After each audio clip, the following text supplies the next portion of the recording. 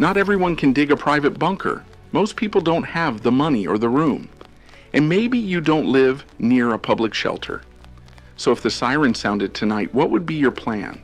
We are not here to spread alarm. We are here to build awareness. Nuclear war is not a game of fantasy, and while it may never happen, the reality is that ordinary people, not governments, not generals, would pay the highest price if it did. Some will say even a bunker won't save you, and they are right to a point. There is no such thing as perfect safety in a nuclear exchange. But preparation is not about guarantees. It is about increasing your chances, protecting your family, and doing everything possible to survive the first strike and the dangerous days that follow.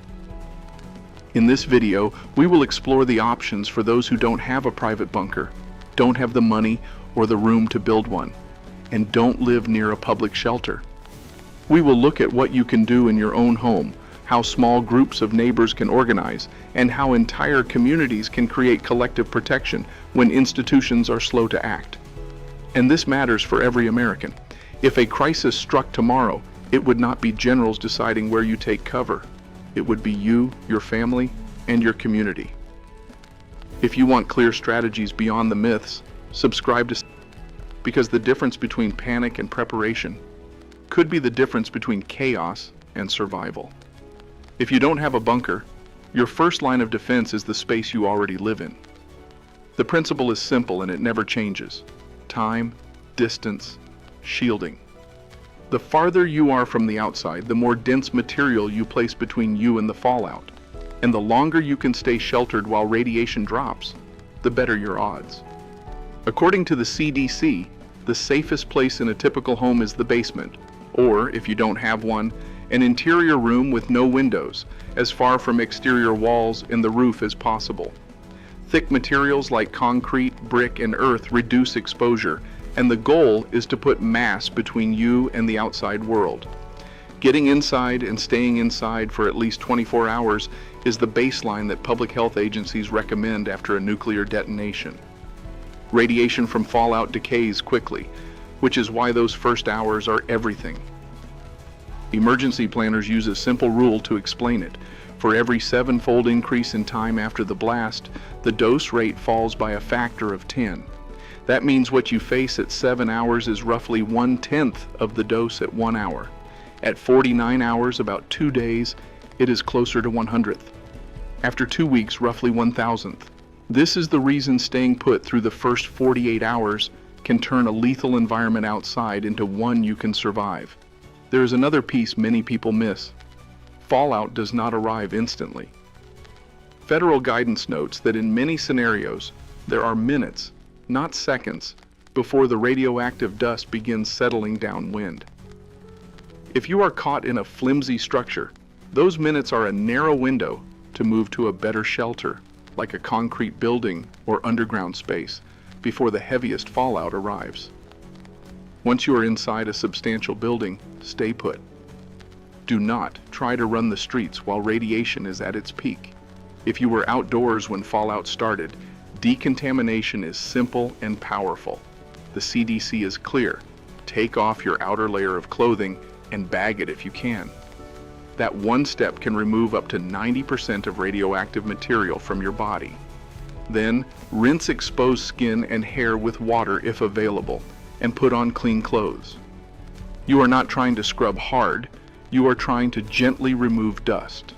The goal is to lower your dose while you wait out the most dangerous hours.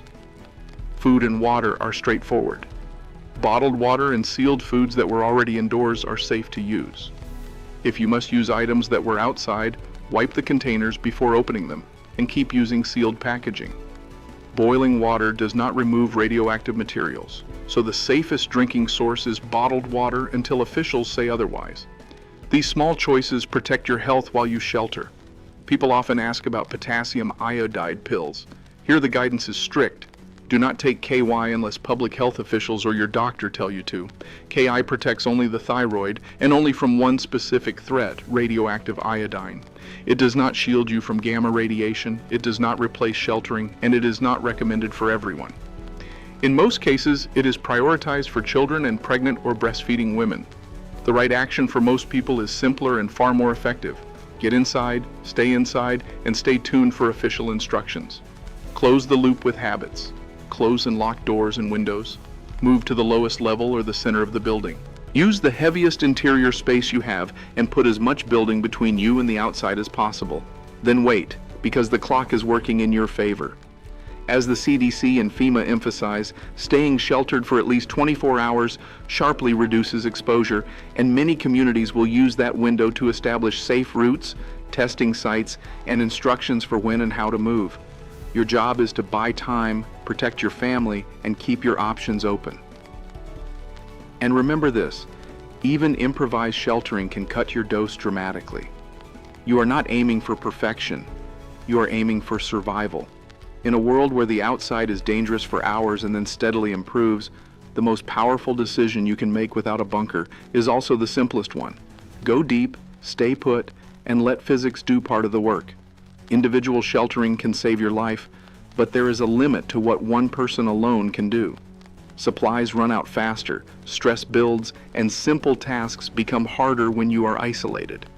That is why the next layer of resilience is not built in concrete walls, but in cooperation with the people closest to you, your family, and your neighbors. Think of the spaces you already share. A basement that feels cramped for one family can become more efficient if 2 or 3 households use it together.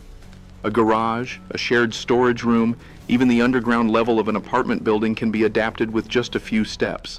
Sealing windows, reinforcing doors, and bringing in enough water and food to last 2 or 3 days.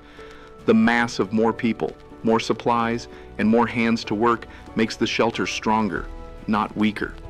Small groups also allow for division of labor. One person can monitor a radio for official updates, another can manage water and food, another can keep children calm and occupied. These are not luxuries, they are survival functions.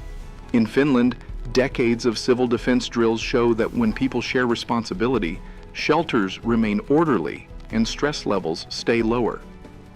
In the United States, few neighborhoods have drilled for such a scenario, but the principle is the same. Organization beats panic. The real question is how to start building that cooperation before it is too late. The first step is to identify 1 or 2 neighbors you already trust. Raise the topic not in terms of nuclear war, which can shut down the conversation, but in terms of emergency planning.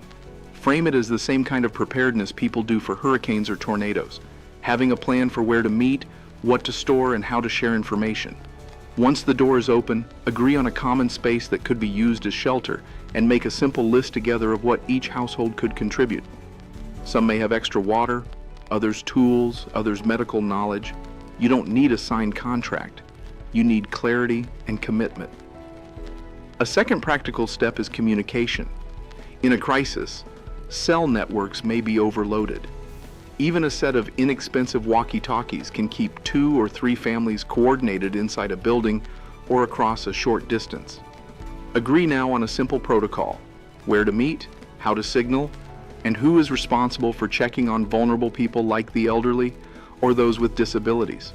These are details that make a group shelter more than a room full of scared people. They make it a system that works. Of course, all of this assumes trust. Building that trust before a crisis makes the difference. A conversation today with a neighbor about what if can feel uncomfortable, but in the hours after a detonation, it may save lives. The first layer is individual action. The second is the small group that shares space and responsibility. And beyond that, the question grows larger. What happens when not just a handful of families, but an entire block or district tries to prepare together? When 2 or 3 families come together, survival becomes easier. But imagine scaling that cooperation from a handful of households to an entire street or even a district. At that point, the question is no longer just about a basement or a garage. It becomes about how a whole community can turn ordinary spaces into collective shelters. The first step is mapping the assets you already have.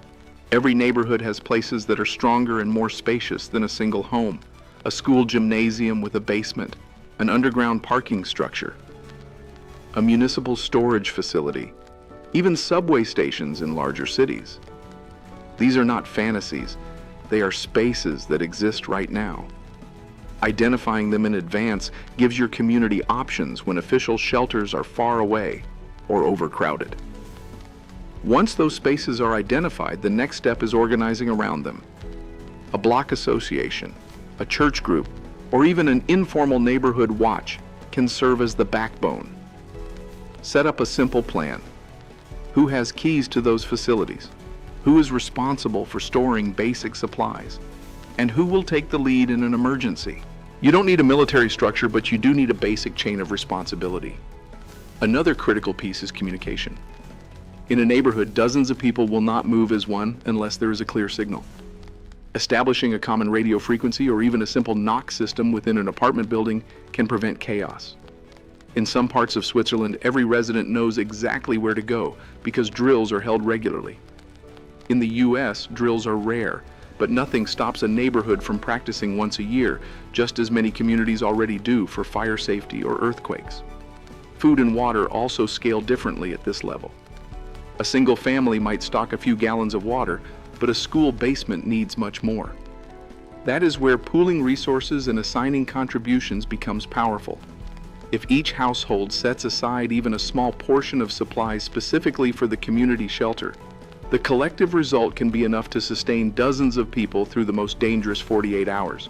Of course, larger groups also mean larger challenges.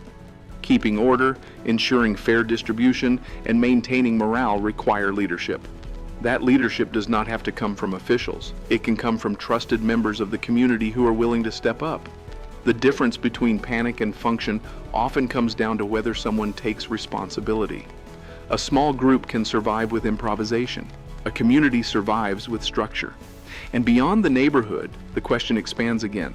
How do cities and institutions themselves step in to create shelters not just for dozens, but for thousands? When neighborhoods take the first steps, the next natural layer is to bring in the institutions that shape daily life. A basement can hold a few families, a gymnasium a few dozen, but real safety for hundreds requires the cooperation of cities, counties, and state authorities. The challenge is that institutions do not move unless citizens push them to. The first step is knowing which doors to knock on. In the United States, emergency management is handled at 3 levels: local emergency management offices, state-level agencies, and at the top, FEMA. Every county has an emergency management coordinator. Their contact information is public, usually on the county website. Starting with a call or email to that office is not only allowed, it is encouraged. Citizens can ask whether designated fallout shelters exist in their area, whether public buildings are evaluated for radiation protection, and whether there are plans to open them in a crisis. If the answer is no, the next move is to propose realistic options. Schools, underground parking structures, and municipal basements are often under local control. These are the easiest facilities to adapt. The request is not to build a new bunker from scratch, but to pre-designate existing buildings, stock them with minimal supplies, and ensure keys and access protocols are clear. It is far easier for a city to adapt an existing facility than to fund new construction. A second channel is political. City councils and county boards respond to constituents who raise concerns consistently. Even a handful of residents asking for civil defense planning can put the topic on the agenda. Bringing data helps. Pointing out how Switzerland legally requires every citizen to have access to shelter, or how Finland maintains over 50,000 communal shelters for a population smaller than Texas, shows that this is not science fiction, it is policy elsewhere. Partnerships can also expand resources. Churches, community centers, and even large employers with underground facilities can be part of a civil defense network if officials are willing to coordinate. A citizen group can suggest memorandums of understanding with these organizations, turning private spaces into public refuge points during a nuclear emergency. Of course, institutions move slowly. That is why the pressure has to be steady. One meeting will not create a shelter program. But consistent voices, backed by simple proposals, can shift priorities. After all, cities already plan for hurricanes, earthquakes, and floods. Nuclear risk is less visible, but no less real. And once facilities are identified, drills and communication can be layered in the same way they are for other disasters. This path is not easy, but it is possible. A family can improvise. A neighborhood can cooperate. Only institutions can scale that into protection for thousands. The question is whether citizens will ask, and whether local leaders will have the courage to act before, not after, the crisis. A nuclear strike would not leave anyone with perfect options. No bunker, no shelter, no plan can erase the danger. But there is a difference between being helpless and being prepared. And that difference is built in layers. The individual who knows how to shelter in place, the families and neighbors who turn small spaces into safe rooms, the communities that map their assets and practice together, and the institutions that can scale survival from dozens to thousands. History shows that societies which prepare collectively suffer less when disaster comes. Switzerland and Finland did not build resilience by accident, but by deciding that protection is not just a private luxury, it is a public responsibility. The United States has resources far greater than most nations, yet without planning, those resources remain scattered. Preparation is not about fear. It is about clarity. It is about deciding today that survival is worth effort, even if the odds are uncertain. If a nuclear war never comes, that effort strengthens communities against other crises. If it ever does, those layers of preparation may be the only reason families see another sunrise. So the question is not whether you have a private bunker. The question is whether you, your neighbors, and your community are willing to build the habits of resilience before the sirens ever sound. If a nuclear strike hit tomorrow, would you trust your own improvised shelter, or would you rather stand inside a plan built together with your community?